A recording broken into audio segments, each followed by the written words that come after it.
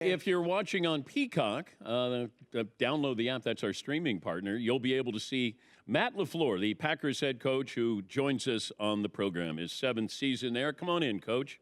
The Packers went 11-6. Nice to meet everybody. The number 2 seed, Eagles, they lost to them. Hi, bud. Good to see you. So, sit down. Got a home field advantage here. What a crowd, huh? I know.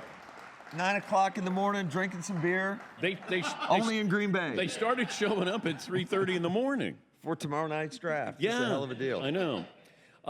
So when it comes to draft week, are you any different than you are in other weeks preparing for the draft? Well, I mean, you're juggling. We have our first phase of the offseason program, so right now we're doing it virtually because of just all the people that are congregating to Green Bay. And so you're just kind of juggling that schedule and doing the last second setting of the board. But in dealing with the media, in what you say and how you say, because you don't want to tip your hand. Sure. Are you, like, how good are you at lying? Just depends who you're asking. So, like, when I say, who are you drafting? Well, that's a great question. You know, that's what I usually say. Who are we drafting? I'm sure you've done a mock, so No, I'm the only guy. I'm sure somebody here has done a mock. No, we do not. We are mock-free. Okay. We are mockless. But there's some that I watch and I look at and I'm like, I hope not. And then there's others that I get really excited about. So. But you have to, it's almost like you're preparing somebody for a deposition. You're just like, okay, let's create a mock draft. Now, how do we react to that? So you would go through scenarios probably in real time where somebody goes, all right, Cam Ward's off the board, Travis off the board, Ashton Jeanty off the board. So then you get to where you guys are. Yeah, you know, that's something that our scouting department does more than what we do as a staff. Oh, so you wouldn't get together in a room and go, okay, if this happens, then we do this. No, but our scouting department does all that. Okay. So we focus more our time. Like I said, it's phase 1 of our off-season program, so the majority of our time this week is dedicated to our players. I was talking to Mel Kiper about this, and I said, why do coaches and GMs put more faith or credence in things that happen after a season is over? So these guys haven't played any games, maybe the Senior Bowl. And Mel said, you're trying to get guys playing against guys who will play in the NFL. Because there are guys who are playing against guys who won't be in the NFL and trying to understand just how good somebody is. So how difficult is that to go, Ashton Jeanty, I see him, and man, he's dominating, but is he dominating against guys who will play in the NFL? Or Shedeur Sanders playing against somebody, or a wide receiver? So how do you then kind of read between the lines of that guy is legitimate? Well, I think you always are looking for certain traits at every position, and obviously there's a lot of testing, and the guys are doing less and less of that, but you're just looking for traits. I do think it becomes more of a challenge when you're maybe at some of the lower levels, when guys just absolutely dominate the competition. It's easier when you're looking at some guys that are coming from some of these SEC programs where there's just more NFL talent on the field. What are red flags to you? Well, it just depends. There's character issues that come up. Because I think if you get good people and that love the game of football, and that's always the thing that you're trying to find out throughout the draft process. But if you get guys that love the game of football and have high character, I feel like they have a chance of reaching their ceiling. So that is something that we're always looking for. Okay, but what could you ask me that is going to reveal? Well, I mean, there's a lot of background that goes into these guys, and that's where you rely so heavily on the scouting department. And certainly there's relationships that you have with people at schools, whether it's other coaches or whoever, and you're always trying to get people to give you the truth. We're talking to Matt LaFleur, the Packers head coach. How often have you gone out for a game and you know it's going to be cold? And it's almost every week. But you have to put on a good front. You have to be tough, right? You can't be like all bundled up. Yeah, you're right. So what I've learned is it doesn't matter. It's all about layering. So I might have like 7 layers of clothes on. Now they might be very thin, but I like to wear a vest usually out on the field. And but if I'm in a full coat, you know it's cold. Okay, but you have good hair. How important is it to make sure that the hair is not covered up? Well, it just depends. I try not to wear a hat, but Yeah, sometimes I do. Yeah. If they make hats that I like, then I'm more apt to wear them. Sometimes they don't always make the hats I like. Okay, but you got good hair. I appreciate you know that, what I mean? Dan. You know what? You've got great hair I as well. do. I have great and I have gray hair too. It's great. Yeah, and, mine's coming in. It's starting to go. Yeah.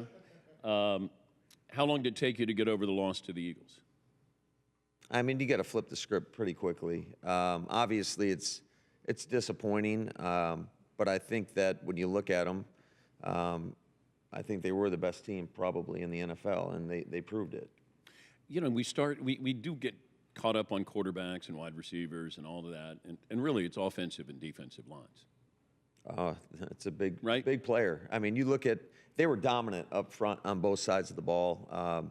Certainly, we had a hard time blocking them, and also conversely getting pressure on the quarterback. So they are built the right way. The brotherly shove that the Packers came out, you guys are against. Would you have liked that to have remained anonymous, that there's a team that... It is what it is. We might have had some nudging towards that, but I'm not really going to get into that. Did the commissioner say, we need somebody to speak up? I wouldn't say that. Because I don't think the commissioner wants this. No. Can I say what I think happened? Sure. Okay. I think the commissioner nudged you guys to say, look, if you have a grievance, put your name to it. I'll owe you one, and because I don't think he wants that play to stay in the game. Well, it's not a great football play, and then certainly when you look at what happened in the Washington Commander game where Frankie Louvu's launching over the top, which, I mean, it's a tough play to stop.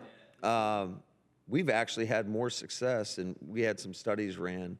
We've had more success with a traditional quarterback sneak than we have with, whatever you want to call it, twist, push, brotherly shove. I think Philadelphia is still going to be dominating with the quarterback sneak. I agree. Because of that line and that quarterback. 100%. I mean, they do a great job, and Jalen Hurts can squat the house. So Yes, they do a good job of just, winning the line of scrimmage. It all starts right there, and they get really low, and they've perfected it. Take me back to the Jordan Love draft. How many different players did you have penciled in for that draft pick? What pick were we? I can't remember. What pick? Yeah, I'd say 20. Yeah. How many players did you have on the board that you were thinking of taking?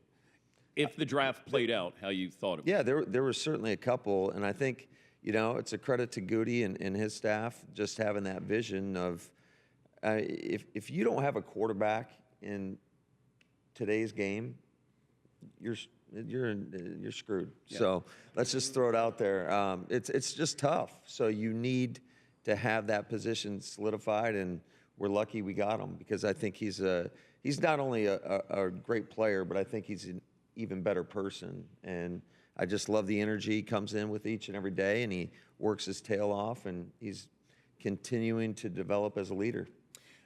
It's like taking a test, but you don't get your grade till 3 years later because you draft him and then you sit him, and everybody is like, you wasted 2 years with Rodgers, or you don't take a wide receiver. Were you taking a wide receiver? Yeah, potentially if the right guy was there, but who would that have been? Well, I mean, there were some good ones in that draft. So I know Ayuk went. He went one before? Yeah, I believe so. I think San Francisco traded up. Would you have taken Ayuk if he was there? I think potentially. I mean, I don't want to speak for everybody in our organization, but I think that certainly would have been in the discussion. I think Justin Jefferson went. 22. Yeah, Chase, we knew he was going to be gone. So, but yeah, Jefferson was right there in the wheelhouse. So, I mean, there's always, you better have a few players that are kind of there for you. And I think the controversy of that whole deal was that we traded up to go get Jordan. If we would have stayed there, picked him, I think it would have been less. Obviously, it still would have been a big story, but I think the fact that we went up to go get him. Yeah, that's a great point. But I do think, obviously, it was the right decision. Oh, yeah, I understand that. And I thought you guys were. I need that support from our Packer fans. I think you're good. I think you're good on that. But you have to place that call to Aaron? Yeah. How was that? Interesting. I think he was shocked. Okay, I'll play Aaron and you call me, okay? Yeah. Oh, hey, Coach, what happened? I don't think that was the words that were used. Like, what the bleep? I think there was more of that, yeah. Okay. So what the bleep just happened? I will say, I mean, whether that was why or whatnot, but he did go out and had 2 pretty damn good years back to back. Yeah, you pissed him off. Yeah. Yeah. What memories do you have playing for the Omaha Beef? Oh, the Omaha Beef.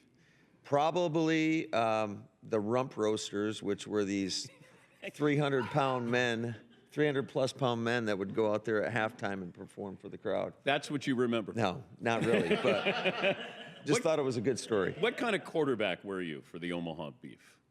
Probably not a very good one. No, I was kind of a runaround guy and could make some plays with my legs.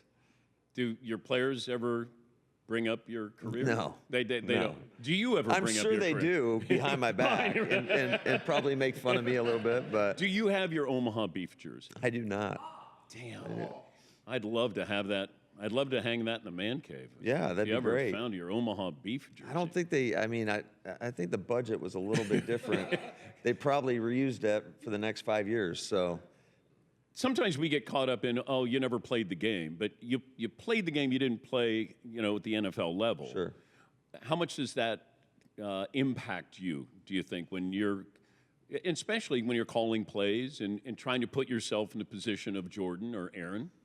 Well, I think having the quarterback background certainly helps. I think it allows you to kind of see the game and feel the game through the lens of the quarterback, which is, I think, most play callers are trying to do. And how do you set that guy up for success and ultimately score as many points as you can? But, I don't think it necessarily matters. You've seen great coaches that have never played football that go on and have great careers. And, but I was fortunate for my time. I started out at Western Michigan as a walk-on and was a receiver. And then when I transferred to Saginaw Valley, I didn't really know if I was going to play quarterback or receiver, and it worked out that way. And I started for 3 years, and we had a lot of fun. Yeah, Paulie. Dan, I got a couple updates about Coach LaFleur's time at the Omaha Beef. I'm on beeffootball.com, as always. Of course you are. I already was before you got here, Coach. Yeah. Are they still rolling right now? Oh, yeah. Okay. You went into the Hall of Fame in 2024, the Beef Hall of Fame? Yeah. Wait a minute. That was Wow, a round of applause. probably my proudest accomplishment.